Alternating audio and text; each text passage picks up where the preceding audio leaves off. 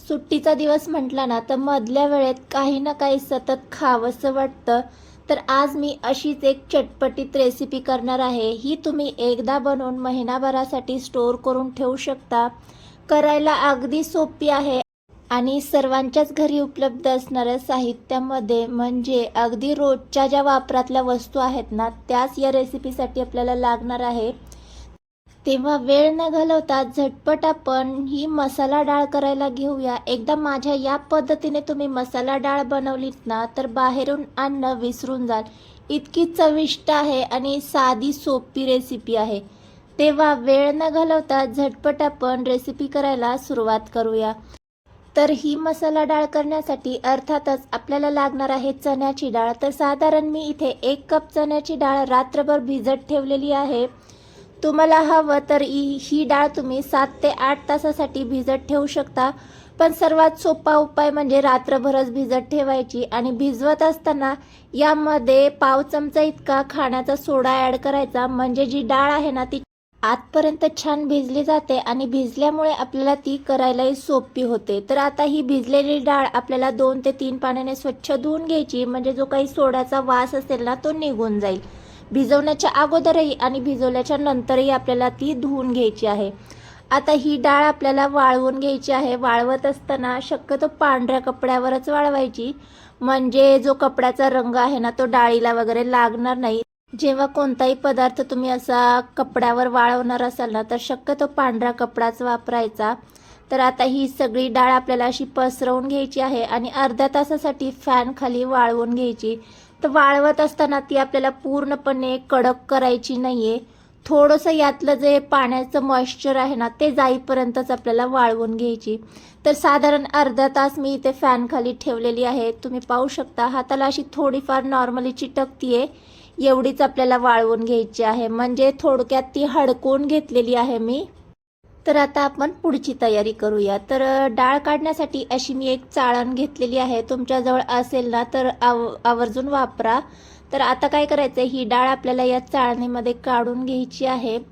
तर इथे काय प्रॉब्लेम झाला, माझी कढई जी आहे ना ती अशी खोलगट नाही आहे. त्यामुळे मला त्या चाळणीचा वापर करता आलेला नाही आहे. इथे कढईमध्ये मी अगोदरच तेल गरम करायला ठेवलं आहे. तर इथे आपण चेक करून घेऊया. एखादी डाळ टाकून पाहायची. डाळ अशी छान बबल्स घेऊन वरती आली म्हणजे परफेक्ट तेल गरम झाले. इतपत तेल गरम झालं ना तर आता ही डाळ आपल्याला यामध्ये घालून घ्यायची आहे. तुमची कढई जर खोलगट असेल तर तुम्ही या चाळणीसोबतच कढईमध्ये तळून घेऊ शकता. म्हणजे ती आपल्याला अलगद काढायला सोपी जाते. पण माझी कढई खोलगट नाही आहे त्यामुळे मी ही डाळ यामध्ये घालून घेतली आणि मीडियम गॅस करून आपल्याला ही तळून घ्यायची आहे.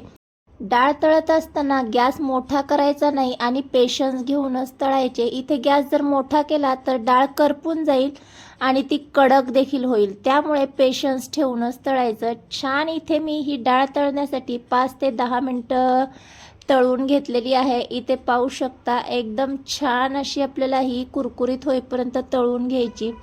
तर झाली आहे कशी कळणार, तर इथे पाहू शकता मगाशच्या पेक्षा आता बबल्स या डाळीला फार कमी यायला लागलेले आहेत. असे बबल्स कमी झाले ना तर समजायचं डाळ छान झालेली आहे. तर आता इथे ना अशी थोडीशी ती कुरकुरीत देखील वाटते. तर जेव्हा तुम्ही ही करायला घेताल ना तेव्हा तुमच्या लक्षात येईल. म्हणजे अगदी आपण झारा लावला ना तर ती कुरकुरीत वाटते. तर या पद्धतीने झाली तर ही आपण अशी चाळणीमध्ये काढून घेऊ. म्हणजे एक्स्ट्राचं जे तेल असेल ना ते चाळणीतून निथळून जाईल. तर आपण जर चाळणी ठेवली असती तर आपल्याला सोपं झालं असतं. त्यामुळे आवर्जून जर खोलगट कढई असेल ना तर ती वापरा. म्हणजे अशी आपल्याला अशी थोडी थोडी डाळ काढत बसावी लागणार नाही. म्हणजे जेव्हा चाळणी सकट आपण कढईमध्ये ठेवतो आणि अलगद चाळणी सकटच उचलली ना तर डाळ आपली सगळी त्या चाळणीमध्येच निघून येईल. त्यामुळे असं झाऱ्याने आपल्याला थोडी थोडी काढावी लागणार नाही. तर इथे पाहू शकता अगदी कुरकुरीत सगळी आपली डाळ तळून झालेली आहे. आणि झाल्याच्या नंतर अशी एका भांड्यामध्ये काढून ठेवायची. म्हणजे एक्स्ट्राचं जे तेल आहे ना ते भांड्यामध्ये निघून येईल. यातलं थोडंफार तेल असं निथळून आलं ना तर ही डाळ आपल्याला दुसऱ्या भांड्यामध्ये काढून घ्यायची आहे. आणि याच पद्धतीने मी शिल्लक राहिलेली जी डाळ आहे ना ती देखील पूर्णपणे तळून घेते. तर इथे पाहू शकता सगळी डाळ मी जी आहे याच पद्धतीने तळून घेतली. आता यातलं देखील तेल निथळून घेतलं आणि सगळी डाळ आपण या भांड्यामध्ये काढून घेतली. अगदी छान कुरकुरीत झालेली आहे. जेव्हा तुम्ही करताल ना तेव्हा तुमच्या लक्षात येईल. तर ही डाळ आपल्याला अशीच खाता येणार नाही, त्यामुळे त्याला थोडासा चटपटीतपणा देण्यासाठी आपण यामध्ये चवीनुसार मीठ, आवडीनुसार तिखट ॲड करून घेणार आहोत आणि चाट मसाला देखील ॲड करून घेऊया. तुमच्याजवळ फक्त तिखट मीठ असेल तरी काही हरकत नाही आहे, त्याने देखील ही डाळ खूप छान चविष्ट लागते. आता सगळे मसाले ॲड केले की छान एकदा टॉस करून घेऊया. तर हे मसाले ॲड करत असताना ना डाळ थोडीफार अशी नॉर्मल गरम पाहिजे, म्हणजे जेव्हा तेलाचं जे कोटिंग आहे ना ते थोडंफार गरम असेल ना तर मसाले छान डाळीला चिटकले जातात, म्हणजे मसाल्यांचं छान कोटिंग होतं. तर इथे पाहू शकता छान आपण डाळ अशी मिक्स करून घेतलेली आहे.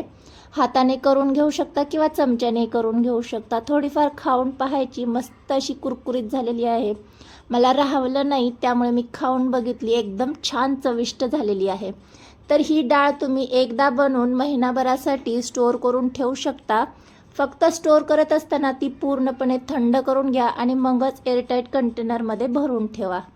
ही डाळ करत असताना सर्वात महत्त्वाची टीप म्हणजे डाळ जेव्हा भिजवत होतो तेव्हा त्यामध्ये आपण सोडा ॲड केलेला आहे, तो स्किप करू नका, कारण सोड्याने आपली डाळ जी आहे ती छान फुलते आणि फुलल्यामुळे ती तळायला सोपी जाते आणि कुरकुरीतही होते. तेव्हा सोडा स्किप अजिबात करू नका. तर आजचा व्हिडिओ तुम्हाला आवडला असेल तर एकदा ही मसाला डाळ नक्की ट्राय करा आणि रेसिपी आवडली असेल तर रेसिपीला हाईप करा. चॅनलवर नवीन आला असाल तर सबस्क्राईब केल्याशिवाय मात्र जाऊ नका. भेटूया नेक्स्ट व्हिडिओमध्ये. बाय.